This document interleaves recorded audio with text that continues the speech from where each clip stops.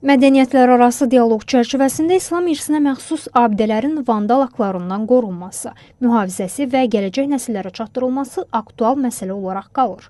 Bərpa layihələrinin uğurlu olması üçün yerli icmaların fəal iştirakı vacibdir. Bizim mədəni irs olaraq yaratdıqlarımız insanların yaddaşını formalaşdırır. Bu çox vacibdir. Azərbaycan bu istiqamətdə gördüyü işləri, öz qabiliyyətini mütləq şəkildə dünyaya göstərməlidir. Azərbaycan tarixin yenidən canlandırılması və irsin növbəti nəsillərə ötürülməsi işində dünya lideridir. İndi mənim başladacağım müzakirə mədəni irsin rəqəmsallaşdırılması ilə bağlıdır. Bugün biz Şuşada misal üçün xalça toxumaq istəyiriksə, indi bu işi görən insanlar yaşlı nəsildir. Onlar bir gün olmayacaq. Bu biliklər də onlarla məhv ola bilər.